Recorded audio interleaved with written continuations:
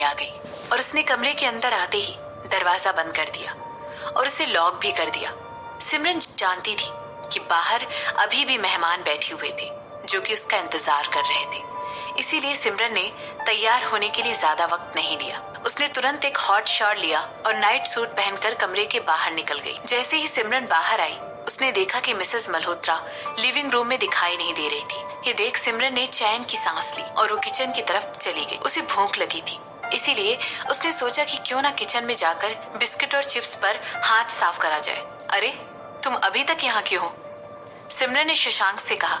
Shashank table पर सिमरन के लिए खाने की प्लेट लगा रहा था। मिस कनिका का एक इम्पोर्टेंट कॉल आ गया था। उन्होंने मुझसे कहा कि मैं आपको बता दूं कि उन्हें किसी जरूरी काम से बाहर जाना पड़ रहा है। शशांक ने बिना किसी एक्सप्रेशन के कहा। इसके बाद उसने कहा, जाने से पहले उन्होंने मुझसे पूछा कि क्या मुझे खाना बनाना आता है। इसका जवाब मैंने हाँ में दिया, मगर ये एक झूठ था। कनिका इम्पोर्टेंट कॉल की वजह से बाहर जरूर गई थी, लेकिन उसने शशांक से कुछ भी बनाने के लिए नहीं कहा था। लेकिन शशांक ने मौके की नजाकत का फायदा उठाना ठीक समझा और उसे लगा कि ऐसा करने से वो सिमरन के साथ ज्यादा से ज्यादा वक्त बिता पाएगा। इसके अलावा सिमरन ने उसे प्रॉमिस भी तो किया था कि वो बाद में उसे कोई इनाम देगी। आखिर वो अपना इनाम लिए बगैर वहां से कैसे जा सकता था? सिमरन ने शशांक की बातें सुनकर हाँ में सिर हिला दिया। कनिका एक डायरेक्टर थी, इसीलिए उसे प्रोड्यूसर्स कई बार इमरजेंसी मीटिंग अटेंड करने के लिए ऐन मौके पर बुला लेती थी। हालांकि अगर कनिका भी वहां होती तो वो भी सिमरन को अच्छा खाना खिलाकर ही मानती। उसका पेट भी चिप्स और बिस्किट से नहीं भरता था, इसीलिए सिमरन को कुछ भी अलग या गलत नहीं लग रहा था। उसने शशांक से पूछा, तो तुम क्या बना रहे हो? चिकन स्टर फ्राई ब्रोकली के साथ ऑयस्टर सॉस में। शशांक ने इतनी बेबाकी से कहा जैसे ये उसके रोज का काम हो और वो कोई 7 स्टार होटल का हेड शेफ हो। इसके बाद वो खाने के लिए लगने वाली सारी कटलरी लेकर सिमरन के साथ डाइनिंग टेबल पर बैठ गया। वो सिमरन के ठीक सामने बैठा था। और तुम्हें चिकन कहाँ से मिला? शशांक ने सिमरन से एक और झूठ कहा, फ्रिज से। दरअसल जैसे ही शशांक को पता चला कि सिमरन के फ्रिज में ऐसा कुछ भी मौजूद नहीं था जिसे वो पकाकर सिमरन को खिला सके, तो उसने तुरंत ही अपनी सेक्रेटरी रूपाली को फोन किया और चिकन और ब्रोकली का इंतजाम करने के लिए कहा। उसने रूपाली से कहा कि ये दोनों चीजें वो उसे सिमरन के अपार्टमेंट के नीचे लाकर दे दे। कोई इंसान जो कि इतने सालों से अकेले रह रहा हो, उसके लिए खाना पकाना और घर के बाकी काम करना कोई मुश्किल बात नहीं होती है। और शशांक भी उन्हीं लोगों में से एक था।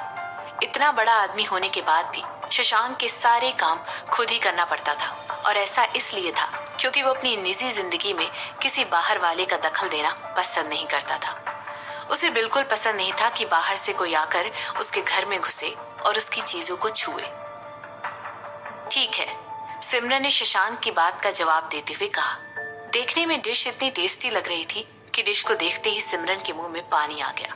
सिमरन ने शशांक से कहा, ये चिकन ब्रोकली के साथ देखने में तो बहुत ही टेस्टी लग रहा है, मुझसे तो रुका भी नहीं जा रहा। सिमरन को यकीन ही नहीं हुआ कि शशांक को ज्वाइन किए हुए अभी एक दिन भी नहीं हुआ था और वो ऑलरेडी उसके लिए खाना बना रहा था। सिमरन को शशांक पर थोड़ा शक होने लगा। उसके अंदर से आवाज आ रही थी कि कहीं ये इंसान यहाँ पर कुछ और ही करने तो नहीं आया है।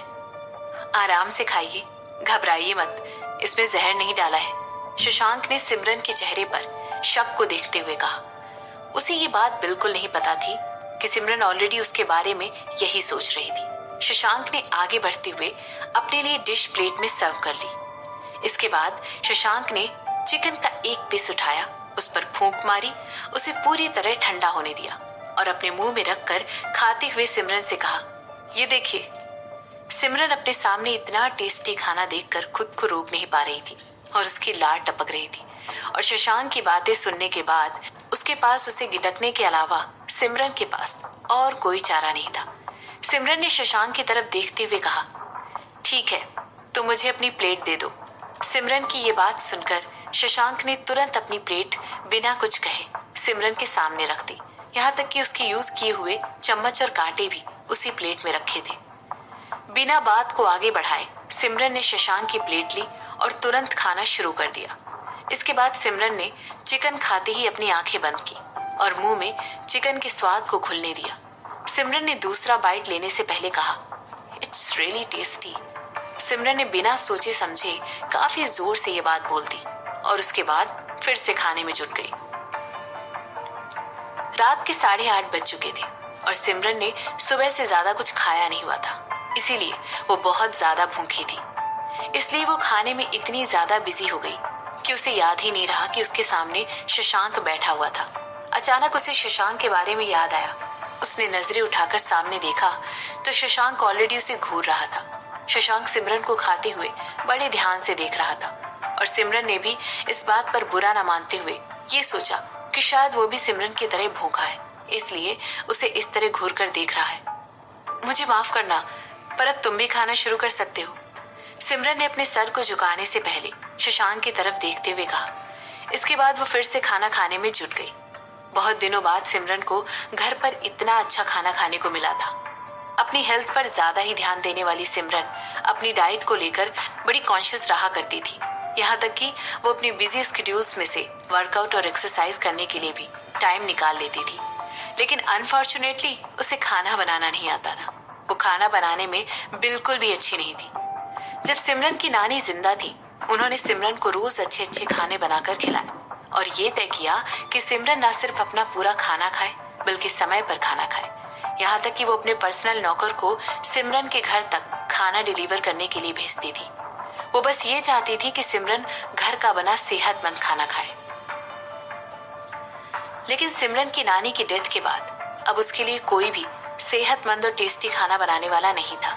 अपनी नानी को याद करते हुए सिमरन को याद आया, उसका इतना ख्याल रखती थी और उसे रोज टेस्टी खाना बनाकर भेजती थी। इसीलिए उनके जाने के बाद सिमरन ने ये तय किया तो वो अपनी नानी के सीक्वेंस जारी रखेगी और उसने ऐसा करने का एक रास्ता भी ढूंढ लिया। सिमरन को खाना बनाना तो नहीं आता था, इसीलिए उसने सब्जियों और फलों के जूस बनाकर पीना शुरू कर दिया।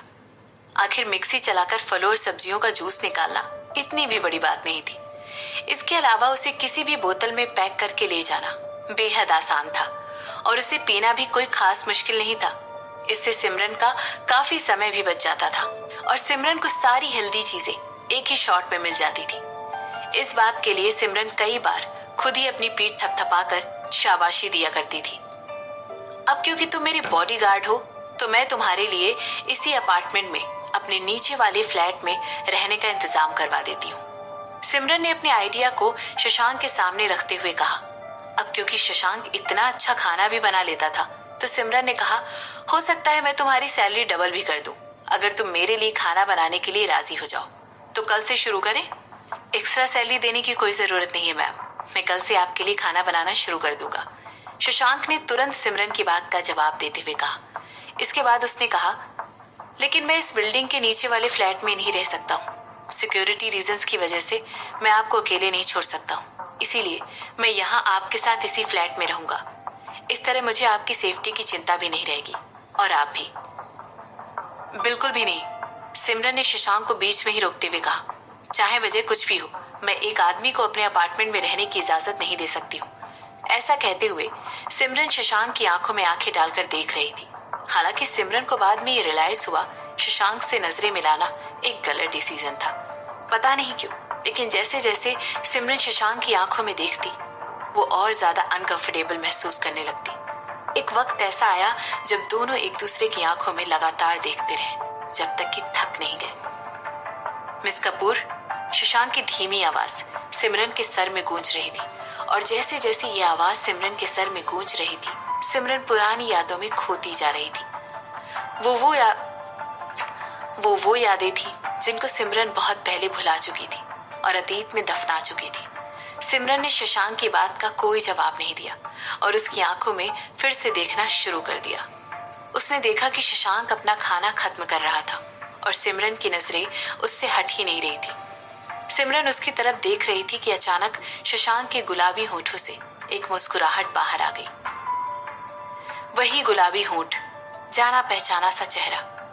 ऐसा लग रहा था कि मानो सिमरन पर कोई बिजली गिर गई हो, जैसे सिमरन को कोई पुरानी बात याद आ गई हो।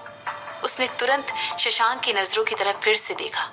पहली नजर में उसे लगा कि शशांक की आंखें गहरे भूरे रंग की हैं, लेकिन जैसे जैसे सिमरन उनकी तरफ देखती गई वो उनमें डूबती चली गई और उसे साफ दिखाई दे रहा था कि शशांक की आंखें और हल्के रंग की थी। शशांक की आंखें भूरे रंग से चमचमा रही थी। वो बेहद खूबसूरत लेकिन डरावना नजारा था। वो आंखें, मिस कपूर, मुझे कुछ ठीक नहीं लग रहा है।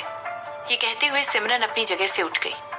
इसके बाद सिमरन ने कहा, किचन साफ करने के बाद तुम भी यहाँ से चले जाना।